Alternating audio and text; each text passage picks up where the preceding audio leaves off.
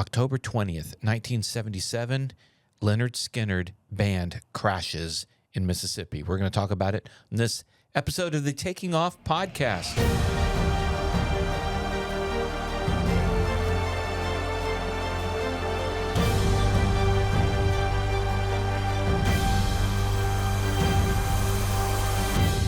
Hello and welcome to the Taking Off podcast. I'm Dan Milliken. And I'm Christy Wong. Christy, we are recording this podcast. For those who are watching on YouTube, you get a GoPro shot of us here. If you're listening on Spotify, iTunes, Amazon, all those kind of places, you'll just hear us. That's correct. Dan, today we're talking about planes, trains, and rock and roll. Rock and roll. Lynryd Skynyrd. One of the most famous celebrity plane crashes ever. I don't know a lot about Leonard Skinnard. I'll be honest with you. Well, Southern rock and roll, it was they really kind of, made famous the Southern rock genre. Gotcha. So kind of a country rock or a Southern rock was much different. But these guys, it was a big band. It wasn't like, the Fab Four. It was a bunch of people. And they had some pretty big hits. As a matter of fact, 3 days before this crash, they had released their latest album, and it was skyrocketing. The album had the band pictured with flames around them, and the tour was called the Survivors Tour. Okay. So lots of creepiness going on. We're moving into Halloween, so Yes. There's that. Okay, so to set the stage. They had started this tour. They had just released their new album. Ronnie Van Zant, the lead singer. You had a whole bunch of others. And they were managed. Some reports say that not just the band. So you had a band manager, but you also had like the tour manager, the one that took charge of the logistics of getting the band from South Carolina to Baton Rouge or whatever. And they had... That guy was also the tour manager for Aerosmith, another big rock and roller. Now, Aerosmith, I know. Yeah. Okay. But Aerosmith was alive during the 80s and 90s when I was growing up. Well, so was Lynyrd Skynyrd. They came back, and that's another story. But 10 years later, they went ahead and reformed the band, and they've gone on. I think it's a musical difference. So Lynyrd Skynyrd's your Southern rock, whereas Aerosmith, you're flat-out rock and roll. Okay, well, I must be flat-out rock and roll then. Yeah, you heard it here today. A little bit of country, a little bit of rock and roll. Yeah. Yeah. So the tour manager, Aerosmith's head of aviation or whatever, but Aerosmith had a head of aviation or something like that. He went out and looked at the plane and met with the pilots who were apparently, and this according to this guy who worked for Aerosmith, they were passing around a bottle of Jack Daniels between the two pilots while they were showing them the plane. Wait, is it 8 ounces? Wait, 8 hours, throttle to bottle or something? Well, they weren't bottle flying. They were just simply showing him the plane and the operation. And the Aerosmith said, no way, we're not doing this. Yeah, no. But Lynyrd Skynyrd was in a different situation. So these guys, Southern rockers, they like to party. So they like to booze and brawl. And because of that, they've had a fair share of tearing things up. And I'm picking up what you're putting down. What you're telling me is that they trashed the airplanes that they had chartered previously, and so at this point, beggars couldn't be choosers. So they got stuck with a Convair. The Convair, which was built in the late 40s. Yeah, the Convair 240 is like an old, barely past airplane. World War II. Exactly. Yeah, it was used for airline operations back in the early days. In the early 50s, yes, and had been retired pretty quick, a lot like the DC-8 was, or DC-7, the last prop one. But anyway, this plane was referred to by the Lynyrd Skynyrd crew as the Clampett plane. I mean, don't go trashing airplanes and you'll have more choices. I'm just saying. Right. So they were going from Florida up to Greenville, North Carolina or South Carolina for their concert. And during that flight, the right engine was exhibiting flames. Right. So And side note, so I was just researching this, looking at a video, and somebody did a report. In all seriousness, they show pictures of a flame coming out of an airliner. Like a 737. Like a 737. And they put on their actual cell phone footage of the Convair Flames or whatever. flames on that trip. A cell phone from 1977. Yes. And I thought it was a joke, but no, apparently it wasn't. This is what they believed. Yeah. So, I'm not sure. It may have been that Motorola flip phone, I guess. They didn't even have those till like the late 90s. Well, and there's no camera on them either. Lynryd Skynyrd was ahead of its time. Yes, they were. So the plane was having issues. There was some big conversations on the ground and about how they need to fly the mechanic out from Baton Rouge where they're about to head to take a look at it. And the pilots were saying, no, it's fine. It's all good. Famous last words. Yeah, and so they decided they would fly the plane. Their next gig was Baton Rouge, and that's where they were heading. And so they would just fly there and then get the engine looked at there. And it wasn't the age of the airplane. My understanding is that it wasn't necessarily the age of the airplane that was the problem. It was the quality of the maintenance. Quality of the maintenance, quality of the pilots. Yeah. I'm learning. Yeah, so it was a quality issue. But, again, they'd been trashing up a lot of stuff. You gain a reputation in the aviation sphere when you trash airplanes, and nobody wants to fly you because Trashing of that. a hotel is one thing. Yeah. Yeah, but anyways, so the 1970s and rock bands, the reputation was well-deserved, and these guys had helped with that reputation. Yeah. They finished their concert. They got in the plane. And lots of stories here. People that didn't fly that day because there was one woman that wasn't on that flight because she was having an issue with substance abuse and was in the hospital. So substance abuse saved her life. Oh my. There were quite a few people on this plane because a lot of I think the lighting and sound techs were on there as well as the band and everything else. So there was many, many people on there. And there were, at the end of the day, I think there was like 8 fatalities. Is that right? And maybe 20 survivors. So, it was, the 2 pilots died. The lead singer, Ronnie Van Zant, died. There were 6 fatalities and 20 survivors. There we go. 6 out of the and 20. 26 occupants. And I have a cheat sheet. I'm not that good. I'm just being honest.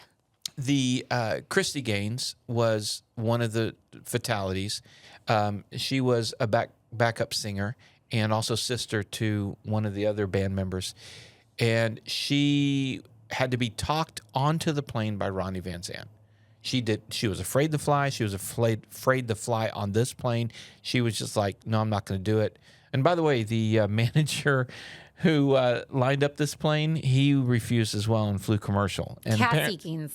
Oh, Cassie. I said Christy. Yeah, It's Cassie Gaines. Thank you for cheat sheeting that for me. You got it. And Ronnie Van Zant talked her into staying with the plane. Right. In fact, because we read that he told her, if God wants you to die on this airplane, well, then you're going to die on the airplane. And then she died on the airplane, which is so tragic. It's a terrible twist of fate. Yeah, most of the survivors were in the aft part of the airplane. So what happened? The airplane was on its way to Baton Rouge. They were having the pilots started getting worried about the fuel consumption.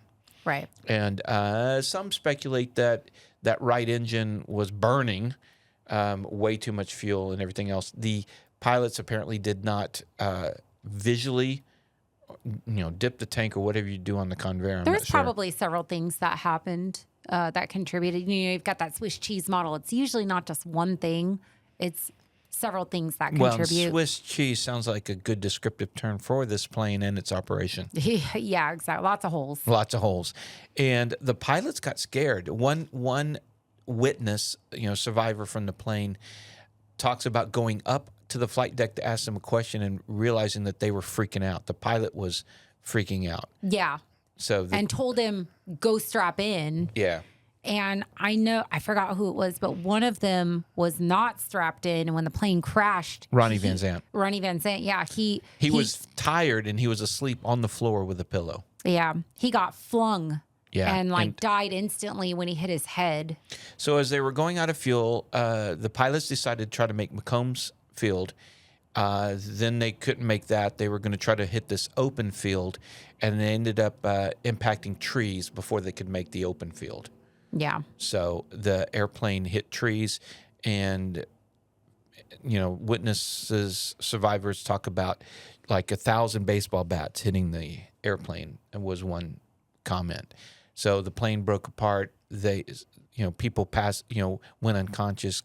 One guy, woke up with the plane's door on top of him, broken ribs, broken this and that, lots of injuries, and the 6 fatalities. I mean, it's crazy, though, that only 6 people. It is crazy that only 6. There was no fire. Probably the fuel exhaustion. Yeah, fuel exhaustion. We'll do that. The 2 pilots are 2 of the 6. So we don't have their testimony about what happened. And we mentioned the bottle of Jack Daniels. Their toxicology was negative for anything. So That's good. They were not on alcohol or anything else. That restores a little bit of faith in the pilots. Right. Yeah. Okay. So that's what happened. It was just a bad story, a lot of chains here in this, a lot of links in this chain. Okay. So what was the legacy then, I guess, moving forward? Oh, there was also another twist, though, before we move on to the legacy. They were celebrating the fact that this was their last flight on the Convair. Yeah. They were finally upgrading to like a Learjet or something, right? So they were done with this Clampett airplane. Yeah. This was literally the last leg, the last flight that they were ever going to have to do on this old airplane. They were moving on up to a Learjet. They were actually celebrating that fact when all this went down. So that's kind of a very sad, tragic twist of fate. But I'll be honest with you, I'm just going to say this. They put themselves in that situation to a point. Okay, we can't blame them for the poor maintenance and stuff like that. But they would not have been in this situation had their negative behaviors, led them down that path. That's just one link in the chain that led to this. It's funny. I did the Randy Rhoads video, Ozzy Osbourne's guitarist that died in the plane crash in '82. Yes. And in that video, as I researched it, I didn't know. You talk about not really knowing Lynryd Skynyrd's music. I didn't know Ozzy's music. Right. So in my research of that, I came to really respect what Randy was doing, because I took music theory in college and for a while was a music minor. What Randy was doing was unbelievable. But in my video, in my research, I laid some of the blame at Sharon Osborne, who was the tour manager, because she hired the bus driver who flew that plane and all this kind of stuff. She put some of the links together in the chain of that accident. She did, but I got a lot of flack for that. And so now I bring it back to you saying that them being rowdy. Well, hold up. So Sharon hired a bus driver. Yeah. Okay. I don't think you got to look at the intention behind the behaviors and stuff like that. I don't think she ever thought for a minute that he was going to get access to a random bonanza on the field and take everybody joyriding. You know what I'm saying? I agree with that. I give you that. But she also knew that he was snorting coke while he was driving the bus. This is true, but weren't they all? Weren't they all? And there was a different culture in the 70s and early 80s. But this was a natural consequence, I feel, of like the band members themselves, like about putting themselves in that situation. They wouldn't have had to fly a rickety, non-maintained aircraft if they had behaved properly and been not been rejected from all these other charter companies. Right. Because they were getting the charters until their bad behaviors prevented that. And then they weren't getting the charters. Yeah. You know what I'm saying? I think it's a valid point. I think we might get some negative comments on YouTube for what you're saying, but I think it's valid. It's one slice in the Swiss cheese. Yeah. Here's the thing. I would say that if Sharon Osborne had hired a pilot with that negative pilot background who was doing all those things, then yes, absolutely. But she didn't hire him as a pilot. She hired him as a bus driver. And I don't think she realized, like, there was no way for her to project, oh, yeah, this guy's going to get a hold of an airplane, take some of our band members up joyriding and crash in the bus. I don't see that happening. You know what I'm saying? If anything, I look at Sharon and go, she was probably trying to give this guy an opportunity to redeem himself. Maybe. I don't know. But I place more blame on Lynryd Skynyrd's negative behaviors in this situation for putting themselves. Now, again, it doesn't excuse the fact that it was a poorly maintained aircraft. The pilots maybe were not up to par, things like that. There's a lot going on there. So if you guys disagree, please leave comments. I love intellectual, respectful dialogue about this type of stuff. All right. You hearing everything okay? Yeah. Because my headphones just went out. Oh, no, I can hear you. Okay, so legacy you mentioned. Yes, I would like to know what the legacy is following this. One interesting thing that was going on in this, for the non-pilot, let me explain real quick. The FAA has their Bible, their set of laws, and different sections of their Bible are relate to different types of aviation operation. So Part 121 deals with airliners. Part 135 deals with the smaller charters and business flight.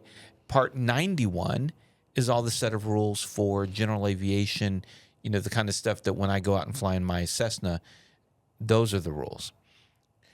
In this one, a lot of times the rules you fly under depend on not only the aircraft, but the mission and all those kind of things. Because like you fly a regional jet, the Embraer 175, and when you got passengers, you're flying under the FAA's rules for Part 121. But there are times where you got to reposition that plane where there are no passengers on board, and you fly that same plane under Part 91 rules. Correct. Okay. Well, sometimes the part, like when you were building time, you flew a Bonanza. Correct. You flew these doctors and everything else. What part was that? That was Part 91. Not Part 135, and why? Because they weren't, because they owned the airplane. Okay, so this is where I'm going to go to. Okay. The operation here, L&J, was the company out of Addison, Texas, near us, in the 70s. Texas connections.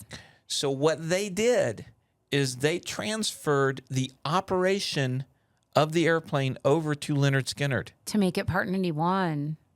So I'm not sure if it was Part 91, but I know that L&J said, we're to the FAA, we are not the owners, we're not the operators of record. Oh. Leonard Skinnard's the operator, and they hired the pilots technically that we provided and all that kind of stuff. Interesting. So that was one legacy, was them trying to obviate around... Obfuscate? Obfuscate? Yeah, well, I just said the wrong word. I might need to edit that out. Aviate? No. Navigate? When you try to get around the rules, what's the word? Obscure? Circumvent. Well, circumvent, but yeah. I need to figure out that word. But anyway. If you know the word, leave it below in the comments. Yeah, no. So anyway, that was one way they got around it legally. It was a legal thing that they didn't want to have any liability on this thing. So, hey, look, you're responsible for it. Makes sense. Leonard Skinnard. So another level of wow. Yeah, that is wow. That's ooh. So okay. Yeah. I just so how did they tighten up on that then? How do you prevent from doing that? Well, the FAA, I think, pierced the veil on that. And I believe, and I could be wrong, and you guys can let me know, but as far as I understand it, the FAA still said basically BS. You guys were the owners, operators. Nice try, guys. Nice try. That's what the FAA said. And so it kind of established precedent as to, you can't just tag you're it for who's responsible for this flight. Yeah. So ultimately what happened was this airplane crashed due to fuel starvation, and they determined that fuel starvation happened because of faulty fuel lines. Yeah. Okay, got it. Or that it was burning more fuel or something. Well, and that the pilots didn't adequately pre-flight and make sure that they had enough fuel. Right. It says the National Transportation Safety Board determined that the probable cause of this accident was fuel exhaustion and total loss of power from both engines due to crew inattention to fuel supply, contributing to the fuel exhaustion were inadequate flight planning and an engine malfunction of undetermined nature in the right engine that resulted in torching and higher than normal fuel consumption. So, Right. Okay, gotcha. So that was the NTSB accident report on this accident. So the question is, what do we learn? Well, we learned adequate pre-flighting is a must. Okay. That you just can't Jed clamp the plane together and expect everything to be hunky dory. Don't trash airplanes. Don't trash airplanes. Also, take maintenance issues seriously. Don't, hey, if you see flames shooting out the side of the wing and if people are bringing it to your attention, don't be like, we'll deal with it in Baton Rouge. Chances are that means if it's an abnormal condition like that, it means that something's wrong. The airplane's trying to tell you something. Take it seriously. Yeah, so that's a good takeaway. The legacy from the band side was, of course, losing your lead singer and some of the other members. They were in shock for a while. They eventually did come back together and restart Lynryd Skynyrd, and they continued on. So there was that. They had just released this highly popular album 3 days before with the band surrounded by flames. So Yikes. the record producer or the company reissued a new cover right away with just the band on a black background without the flames and all that. Yikes. So, Yeah, I would too. yeah. I wonder if you have one of those original albums with I the wondered flames. with that. Yeah. It's probably worth some money now. I mean, morbid money, but still. Yeah, and then there's a lot of anniversary kind of memorial stuff at the site. Right. And so, I guess the biggest thing coming away from this is you saw the big bands were not going to. Leonard Skinnard was big. They did not have to take this POS plane because that's what it was. It was a POS plane. Now, we talked about their behavior and all that, but they were big enough to get that Learjet and everything else. It's, the takeaway was for all these bands that were bigger is not to take the crazy POS planes on tour. That too. Well, they kind of ran out of options, though, which is why they wound up having to take this airplane. They ran out of options due to their behavior. Yeah. So that pretty much what happened in the Lynryd Skynyrd case. If they wanted to trash an airplane, they should just buy their own airplane that they can trash, but then they're going to have to be the ones to pay for the upkeep on it when they do trash it. Yeah, exactly. Sorry. So, I know that sounds kind of harsh, and I don't mean to speak ill I know of how you love airplanes, and so to see an airplane mistreated, that affects you greatly. I don't blame the conveyor. It wasn't a POS plane. The people that were supposed to be taking care of it were POSs. Well, and I'm looking back real quick because we talked about that. I don't know if they were trashing airplanes or they were just trashing everything. And so I mean, probably everything, honestly. I don't know specifically that they had, and that's why they were down to this. I don't know. So again, you can leave comments on that one. And that's the Lynryd Skynyrd story. Now we know. Now we know. So thank you guys for listening to the podcast. Don't forget our sponsors like FlyingEyesOptics.com, where you can use our discount code taking off, all caps, one word, for 10% off. Colton Mortgage, Colton taking off for your residential or refi mortgage. Nobody's doing a refi right now, though, with the higher rates. MPS, Marshall Protective Services, MPSprotects.com. Z-Vision, XEVision.com for the brightest landing and taxi lights. 67 Designs, 67D.com. They make the best camera, cell phone, tablet mounts for your plane. They've gotten their start in the cars. If you've got overland kind of things, they are the go-to. They make it here in the U.S., giving jobs here in the U.S. The stuff is high quality. It's very cool. And ClemensInsurance.net, Jerry has saved me a lot of money. Did you mention Marshall Protective Services? I did. Oh, good. Okay. I did. See, Dan doesn't let me do the sponsors anymore because the last time I wanted to make sure I remembered them all, so I just rattled them off all fast. And didn't give websites or discount codes or They're anything. in the descriptions. Yeah, nobody we love goes our to this. sponsors. We love our sponsors. It's just a lot for me to memorize. If I don't have a script, it's over. All right. Well, thank you guys very much for listening to this podcast. We'll see you guys next time on Taking Off.